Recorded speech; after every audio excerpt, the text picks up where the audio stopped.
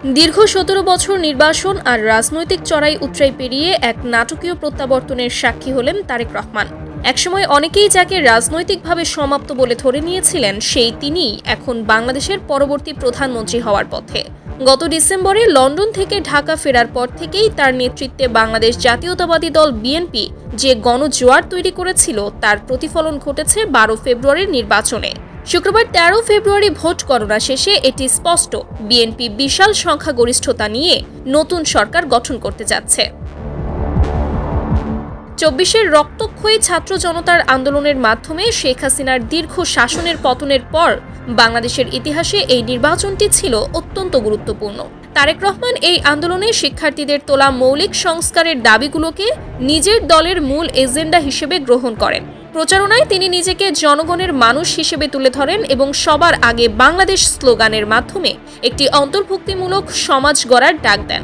তার এই কৌশলী অবস্থান তরুণ ও সাধারণ ভোটারদের মধ্যে ব্যাপক সাড়া ফেলেছে, যা শেষ পর্যন্ত একটি ল্যান্ডস্লাইড বা ভূমিধস বিজয়ের রূপ নিয়েছে। বৃহস্পতিবার সকালে ঢাকার একটি অভিজাত কেন্দ্রে ভোট দেওয়ার পর ৭ বছর বয়সী এই নেতা তার অগ্রাধিকারের কথা জানান। গণমাধ্যমকে তিনি বলেন, আমাদের পরবর্তী অগ্রাধিকার হবে আইন শৃঙ্খলা পরিস্থিতির উন্নতি করা, যাতে মানুষ নিরাপদ বোধ করতে পারে।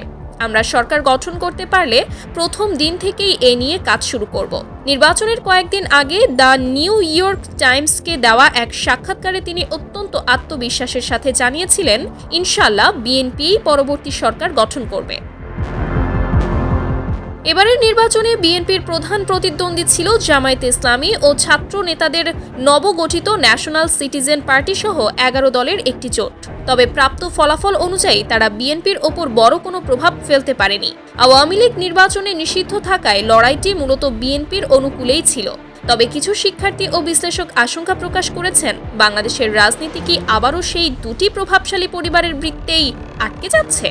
যদিও তারেক রহমান প্রতিশ্রুতি দিয়েছেন যে তার সরকার দুর্নীতিমুক্ত, শক্তিশালী গণতন্ত্র এবং সবার জন্য অর্থনৈতিক সুযোগ নিশ্চিত করবে।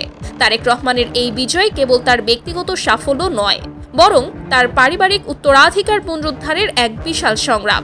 আর পিতা জিয়াউর রহমান ছিলেন বিএনপির প্রতিষ্ঠাতা এবং মা খালেদা জিয়া ছিলেন বাংলাদেশের প্রথম নারী প্রধানমন্ত্রী, যিনি গত ডিসেম্বরে মৃত্যুর আগ পর্যন্ত দলের চেয়ারপারসন ছিলেন।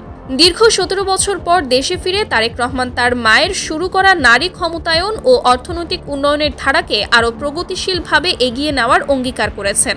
নির্বাচনের ফলাফল স্পষ্ট হওয়ার পর ভোটারদের মধ্যেও ইতিবাচক প্রতিক্রিয়া দেখা গেছে। তারেক রহমানের ভাষণ, কূটনীতি এবং আচরণ আগের চেয়ে অনেক বেশি পরিপক্ব ও বুদ্ধিমতী। তবে সামনে অনেক চ্যালেঞ্জ দেখছেন খোদ তারেক রহমানও। দীর্ঘ প্রবাস জীবনের পর ধ্বংসপ্রায় রাষ্ট্র কাঠামো পুনর্গঠন এবং ভঙ্গুর অর্থনীতিকে সচল করাই হবে তার সরকারের মূল পরীক্ষা। আপাতত সারা দেশ অপেক্ষা করছে তার শপথ গ্রহণ এবং পরিবর্তনের নতুন সূর্যোদয়ে।